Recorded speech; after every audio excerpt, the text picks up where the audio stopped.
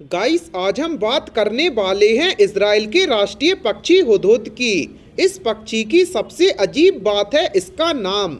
अगर हम हुदहुद नाम के इतिहास की बात करें तो साल 2014 में एक भयंकर समुद्री तूफान आया था जिसमें आंध्र प्रदेश, झारखंड, छत्तीसगढ़ समेत काफी राज्यों को बड़ा नुकसान हुआ था। इस हादसे में चेन्नई में ही 124 लोग मारे गए थे और करीब 22,700 करोड़ रुपए का नुकसान हुआ था और इस तूफान को हुदहुद साइक्लोन नाम दिया गया था। इस तूफान में लाखों लोगों को अपना घर छोड़ना पड़ा था।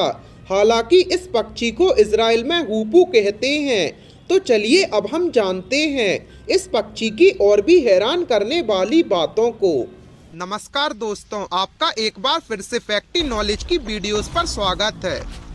गाइस, इजराइल में सन 2008 में 1,55,000 लोगों के बीच में सर्वेक्षण किया गया था। उस समय के इजराइल के राष्ट्रपति शिमोन पेरेज ने इजराइल के 60वें जन्मदिन पर हुदहुद पक्षी को इजराइल का राष्ट्रीय पक्षी घोषित किया था। ये पक्षी भारत सहित एशिया, अफ्रीका और यूरोप में पाया जाता है और इस पक्षी को भारत में कठफोड़वा के नाम से जाना जाता है और आपने भी जरूर इस पक्षी का नाम सुना होगा।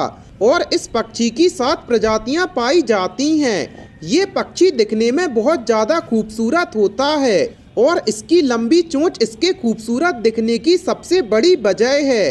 इस पक्षी को इजराइल में होपू भी कहा जाता है और ये पक्षी अकेला रहना पसंद करता है और इसी कारण से ये पक्षी अक्सर अकेला ही नजर आता है। गाइस, ये पक्षी कई सालों से यहूदियों के साथ जुड़ा हुआ है।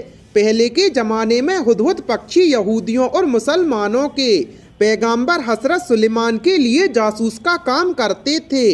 कुरान में भी हजरत सुलेमान के बारे में जिक्र है कि वो इकलौता बादशाह था जिसके हुक्म हवा, पानी, मछली, पशु और पक्षी सब मानते थे। हुदहुद पक्षी का वजन करीब 46 ग्राम से 89 ग्राम तक होता है।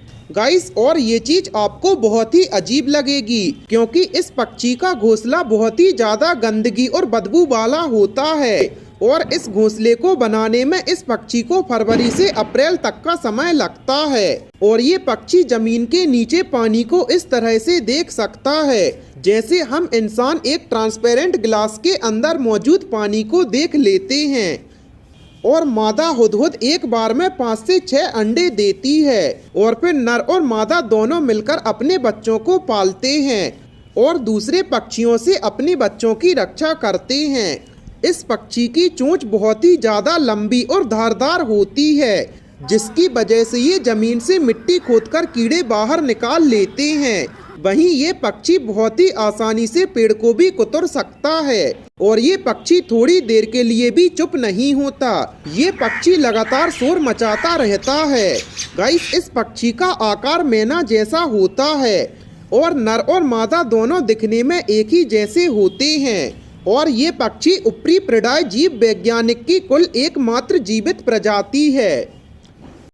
और आपका इस पक्षी के बारे में क्या राय है, हमें कमेंट सेक्शन में ज़रूर बताएं और ऐसी ही अमेजिंग फैक्ट्स के लिए अपने चैनल को सब्सक्राइब करें।